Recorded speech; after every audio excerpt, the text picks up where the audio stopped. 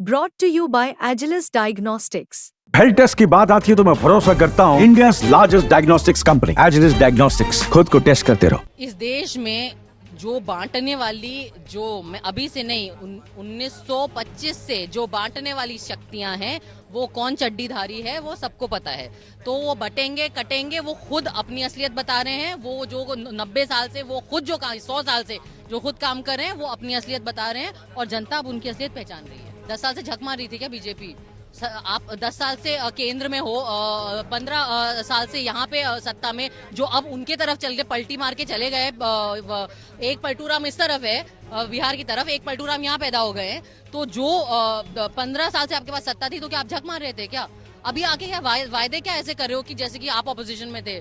आप जो वायदे कर रहे हो वो आप हर वादा आपका ये बयान कर रहा है कि आपने क्या क्या काम नहीं किया है। अणुशक्ति नगर से फहाद अहमद जो है वो अपना नामांकन दाखिल कर रहे हैं। हमारे साथ उनकी पत्नी और बॉलीवुड एक्ट्रेस स्वरा भास्कर जी है। स्वरा जी, कैसे देखते हैं, पहली बार चुनाव लड़ने जा रहे हैं, टिकट का जो पेंच था आखिरी दम तक छूट नहीं रहा था, क्या भावना है? नहीं, पहली बार राष्ट्रीय स्तर पे चुनाव लड़ने जा रहा है फहाद, और ऑफ कोर्स हम सब बहुत खुश हैं, हम उसके साथ हैं। पर मैं सबको याद दिलाना चाहती हूँ कि फहाद जो है वो छात्र राजनीति से निकले हैं, तो वो जन आंदोलन से निकला हुआ लड़का है और उस तरीके से, उस लिहाज से वो एक पॉलिटिकल एक्टिविस्ट रह चुका है बहुत साल से।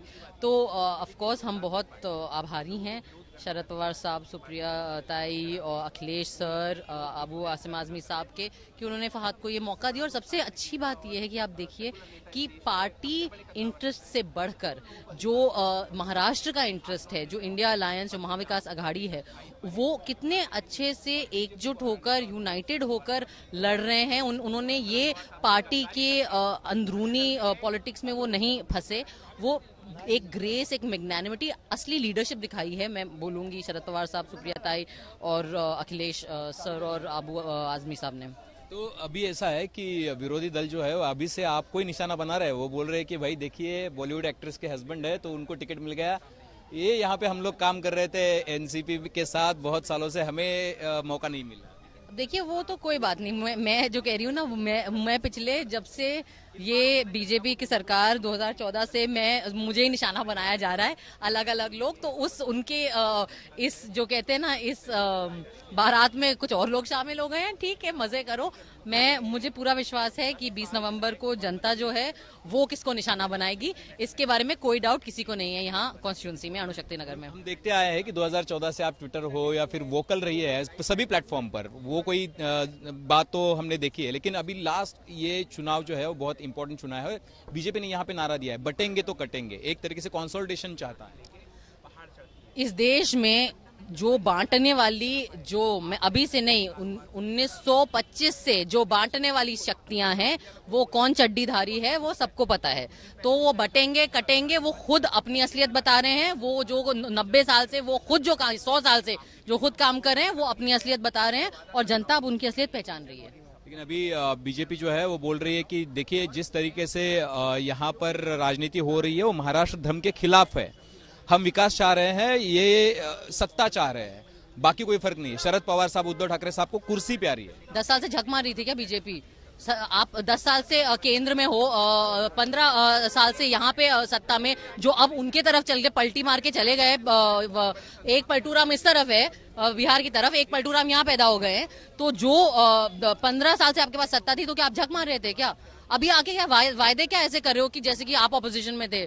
आप जो वायदे कर रहे हो वो आप हर वादा आपका ये बयान कर रहा है कि आपने क्या क्या काम नहीं किया है। अभी ये लास्ट सवाल है कि आप किस तरीके से प्रचार में, कैंपेनिंग में सक्रिय रहने वाली है? क्या आप भी अणुशक्ति नगर में दिखेंगी? क्यों नहीं, बिल्कुल। हम अणुशक्ति नगर के रेसिडेंट हैं। सबसे पहले तो ये शुरू करें बात, हमारा घर अणुशक्ति नगर क्षेत्र में है, हम यहाँ रहते हैं। जो ये वोटर है वो हमारे पड़ोसी, हमारे नेबर है, ऑफ कोर्स हम उनके बीच में जाएंगे। क्या आपका इस अणुशक्ति नगर के लिए एक विजन है कि जो आप, क्योंकि एक कद्दावर नेता की बेटी आपके सामने लड़ रही है? देखिए, मैं सबसे पहले ये कहता हूँ, जब लोग कहते हैं कद्दावर नेता, तो ये राजशाही नहीं है, ये बाबा साहब अम्बेडकर के संविधान का लोकतंत्र है। यहाँ राजा का बेटा राजा नहीं बनता है, यहाँ पर जिसको जनता अपने मताधिकार से चुनती है वो नेता बनता है। मैं साफ साफ कहना चाहता हूँ कि आप, पहला मुद्दा ये है कि आप उन ताकतों के साथ हैं, आप उन ताकतों के साथ हैं जो छत्रपति शिवाजी महाराज की अस्मिता के साथ खिलवाड़ कर रहे हैं। आप बीजेपी के साथ हैं, आप खुल के बोलिए ना कि आप किसके साथ अलायंस में हैं, और आप बाबा साहब अम्बेडकर के संविधान की धज्जियां उड़ा रहे हैं। मुद्दों की बात यह है साहब, राइट टू लाइफ एक फंडामेंटल राइट है और राइट टू वाटर उससे जुड़ा हुआ है। आज भी हमारी विधानसभा में लोगों को पीने का पानी मैसर नहीं है। ये 10 साल विधायक रहे और उसके बाद भी पानी के लिए लोग अपने मेरी माएं और मेरी बहनें सर पे अपने टाकी रख के भारत नगर में पहाड़ी पे चढ़ती हैं। तो ये तो हालत है। लेकिन ये यहाँ की जो एनसीपी है अनुशक्ति नगर की, वो तो कह रही है कि फहद जी तो अभी 2-3 दिन पहले आए हैं, वो शायद एक एक्ट्रेस के हस्बैंड है, इसीलिए उनको मौका दिया गया, हमें मौका नहीं दिया गया। मैं ये कहना चाहता हूँ कि मेरा अच्छा और बुरा सब गूगल पे मौजूद है। गूगल पे डालिए फहद अहमद, उनको पता चलेगा। मैं टाटा इंस्टीट्यूट में जनरल सेक्रेटरी था, वहां मैंने दलितों और आदिवासियों के लिए 129 दिन धरना किया। तब से मैं कॉमरेड अपने दोस्त कांग्रेस के नेता कन्हैया कुमार को जानता हूं।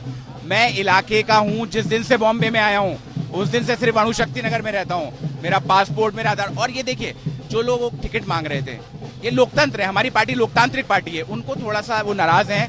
मेरी पार्टी लीडरशिप से बात हुई है, पार्टी लीडरशिप सबको मना लेगी। 2-3 दिन में आपको सब साथ में नजर आएंगे, कोई दिक्कत की बात नहीं। और हाँ, मुझे एक बात का अफसोस है कि सना मलिक जी महिला हैं और उन्होंने ये बोला कि वो एक अभिनेत्री के पति हैं। मैं तो चाहता हूं ना, पूरे देश के अंदर पत्नी अपने पति के नाम से जानी जाती हैं। तो अगर क्या बुरा है अगर एक व्यक्ति जो है, और मेरी अपनी पहचान है, लेकिन हकीकत बात यह है कि जिसकी पर्सनालिटी बड़ी होती, जहां कन्हैया और मैं खड़ा हूंगा तो मीडिया कन्हैया से बात करेगी। तो क्या ये गलत है? नहीं, इसका संघर्ष ज्यादा है। इसलिए तो मैं ये कहूंगा, सना जी आप महिला हैं, आपको तो कभी ये बात सोचनी भी नहीं चाहिए थी, क्योंकि आपके भी पति हैं, शायद वो आपके नाम से जाने जाएंगे अगर आप समाज में अच्छा काम करेंगे। तो मुझे बड़ा अफसोस हुआ। और सना मेरी बहन है। मैंने तय किया है, राजनीति के अंदर महिलाओं पे अक्सर लांछन लगाए जाते हैं। एक एक कार्यकर्ता को बोला है, अगर मेरी बहन के ऊपर किसी ने कोई भी टिप्पणी की, वो मेरे साथ नहीं रह सकता।